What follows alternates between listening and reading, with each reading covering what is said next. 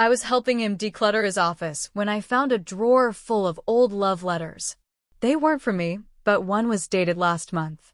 I took the letters, organized them in a binder, and gifted them back with a sticky note that said, "Thought you might want these for your next anniversary. I, 44 female, have been married to my husband, 46 male, Jake, for 22 years. We met in college in Champaign, Illinois. He was funny, smart, driven. We built a life together. 2 kids, now both in college. A house in a quiet suburb outside Chicago. A dog, shared bills, movie nights, and anniversaries that we always made a big deal out of.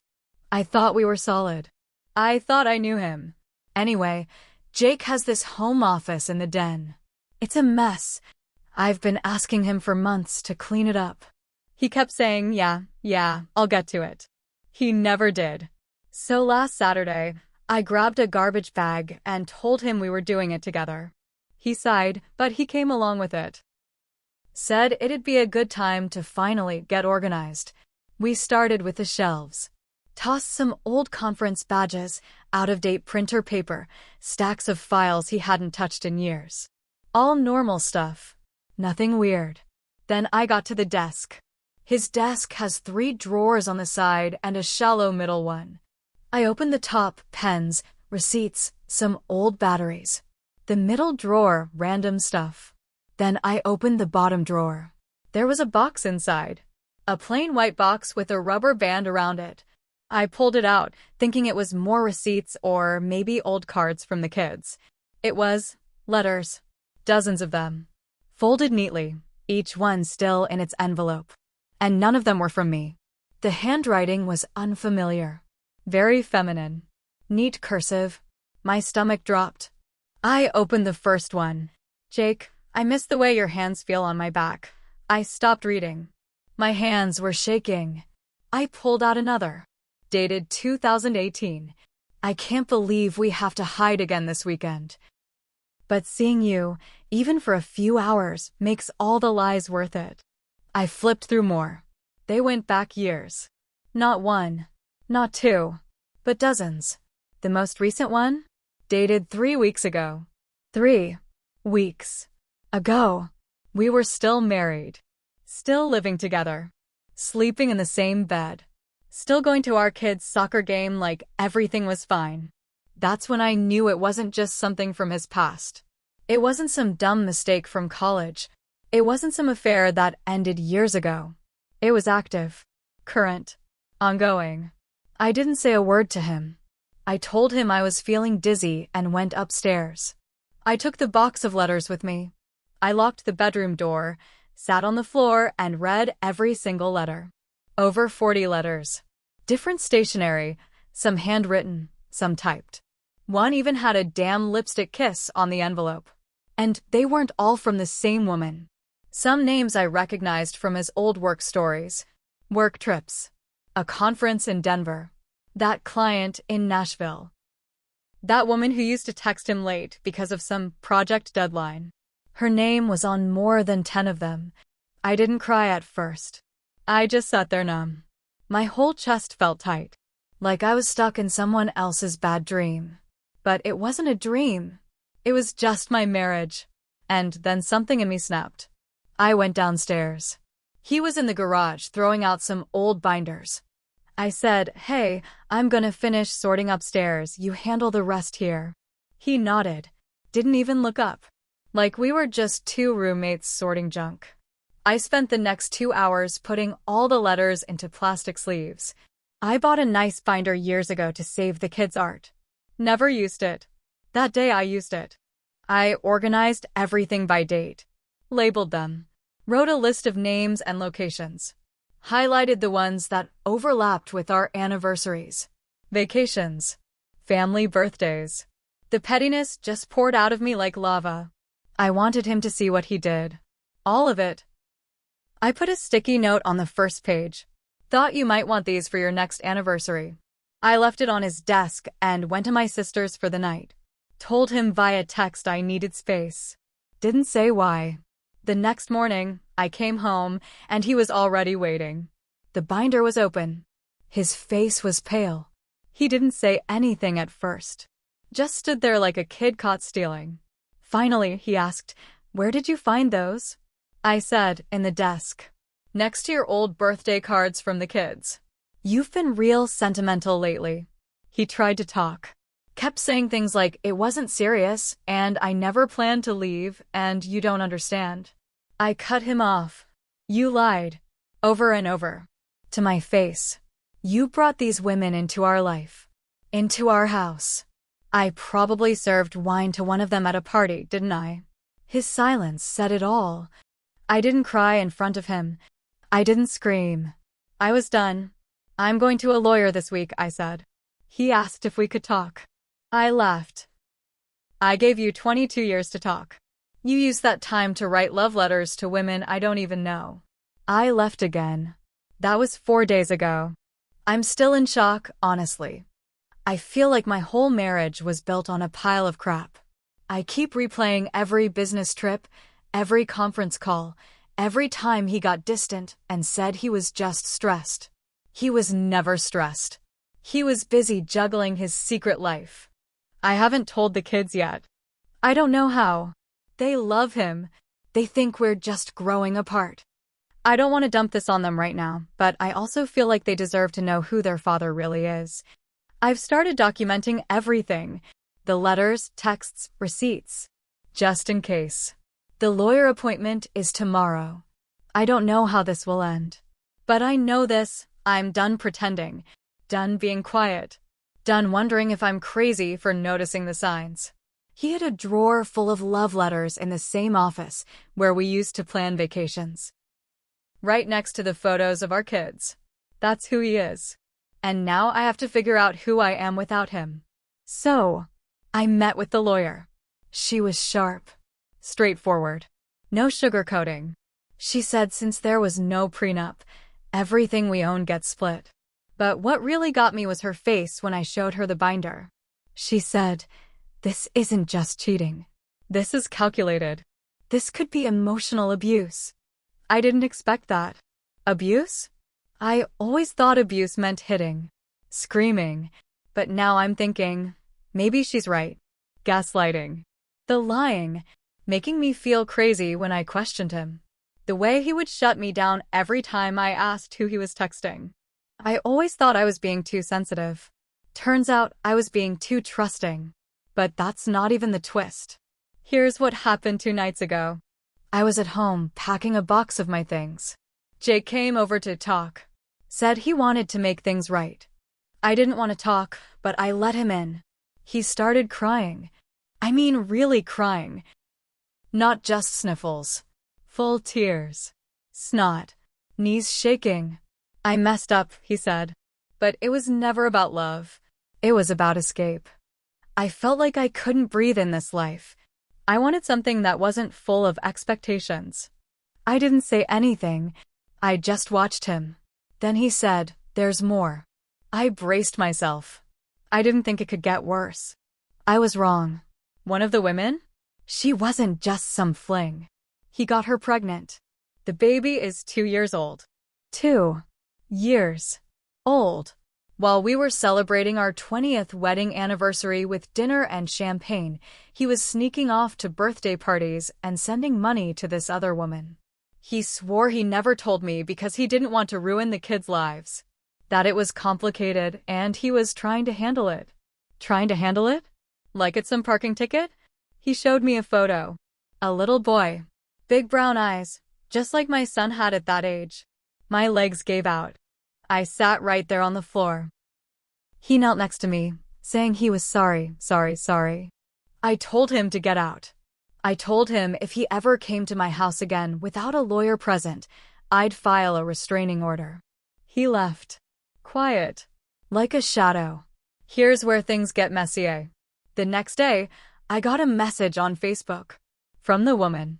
Her name is Vanessa. She wrote, "I didn't know he was still living with you. I swear to God, he told me you were separated for years.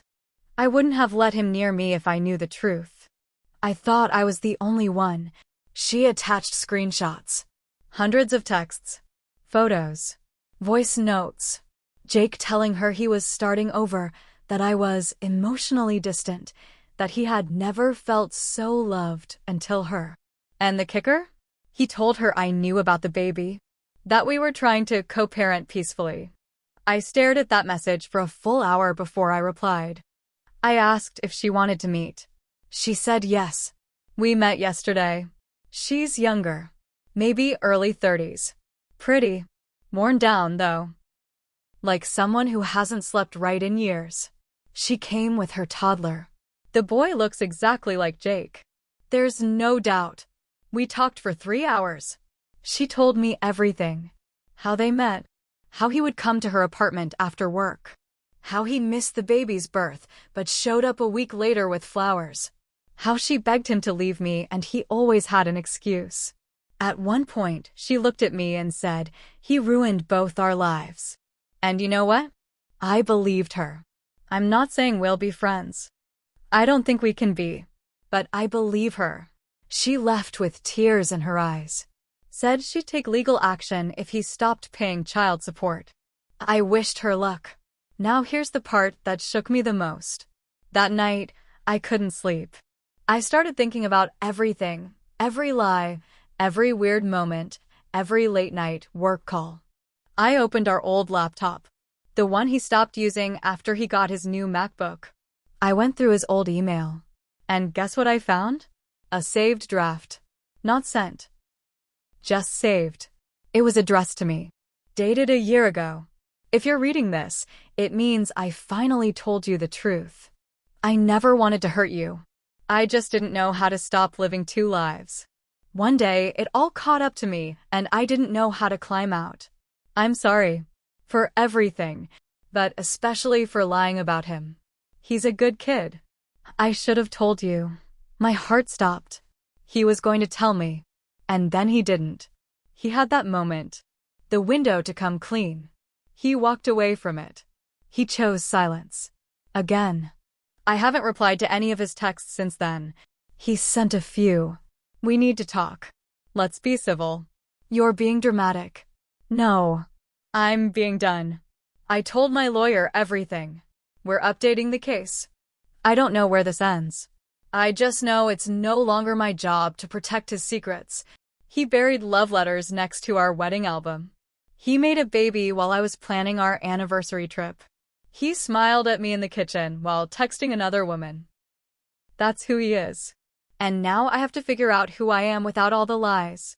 Last night, I got a phone call from a number I didn't recognize. I don't usually answer unknown numbers, but something told me to pick it up. It was a woman. She didn't say her name right away. Just said, "Is this Jake's wife?" I paused. Said, "Ex-wife." Then she said, "Well, you should probably know your ex-husband's been living a third life too." My heart dropped. Third? What? She told me her name was Dana. She lives in St. Louis. She met Jake at a trade show in 2019. They've been on and off for 5 years. He visited her once a month for work. She thought he was divorced the whole time. He told her he was still fighting for custody of his 2 kids. 2 kids. She didn't mean our kids. She meant his other son and a daughter. That's when I realized. There's another child. She sent me photos. A little girl. She's 4. Looks just like Vanessa's son. Looks like him. I was physically sick. I ran to the bathroom and threw up. Then I called my sister, shaking. I couldn't believe it. I thought I was numb after the last bombshell, but this one cracked me open again. He has 2 secret kids. With 2 different women. And he kept it from me for years. I went through old calendars. He had quarterly review meetings in St. Louis every 3 months like clockwork. I believed it. I even packed his suitcase once. I made him sandwiches for the drive. He was driving to see another woman. His daughter. I started wondering if there are more. So I did something I never thought I'd do. I logged into our old joint Amazon account. Searched through his past purchases. And there they were. Gift receipts. Toys. Baby books. Jewelry. Small things. Nothing flashy. Just enough to not raise red flags. One of the shipping addresses matched Vanessa's. Another matched Dana's. I was living in the same house as this man while he was celebrating birthdays with his side families. And not just celebrating them, funding them with our joint account. That weekend I thought we were too broke to go on our anniversary trip. He'd spent $400 on a necklace. Shipped it to Dana's address. I found the receipt. So I confronted him. Texted him one word, Dana. He replied instantly. You don't know the whole story. I said I know enough. 2 kids, 2 women, 1 me. We're done. He asked if we could meet. Said there's something I don't know. I told him if he wanted to talk, he'd better do it through my lawyer. 5 minutes later, Vanessa texted me. She said Jake had called her sobbing. Then she said this. He told me Dana was the one he loved. He said she was the only one who made him feel alive. That part hit different. He lied to both of us. Lied to all of us. But he was telling someone else he loved them while he was still sleeping in my bed. That's the part one don't know how to process. And now, here's the kicker. I got an email. From his mother. We were never close. She always made me feel like I wasn't good enough for her son. But the email? She said she found out about the kids last week. Said she was ashamed. Said Jake told her years ago he was handling things. But here's the real shocker. She said this isn't the first time. He cheated in college.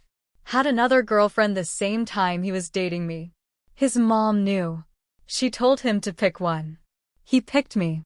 And then just kept cheating. For over 2 decades. His mom told me she didn't say anything because she hoped he'd change. So here I am, sitting in the ruins of my marriage, knowing it wasn't just one affair. It was a pattern. A double life. No, a triple life. I haven't told my kids yet. I don't know how. I don't want to destroy their image of him, but I also can't keep this inside. My lawyer is filing for full separation of assets. We're asking for a forensic accountant now. If he spent any marital money on these other families, and he did, I want records. I want the truth. Every dark, twisted, disgusting inch of it. He played house with me. Played father with 2 other women. Lied so well that I almost felt bad for being suspicious. Almost. That's where I'm at. 2 secret kids. A 3rd woman. A liar with a good memory and a better poker face. And me. Trying to figure out what part of my life was ever real. Jake showed up at my door. I'd told him not to. Told him I'd call the cops. But this time, he brought something with him. A manila envelope. Inside? A notarized confession. 24 pages. Every woman. Every child. Every lie. Every cent he'd moved between accounts. Every hotel, gift, trip, fake business meeting. He confessed to it all.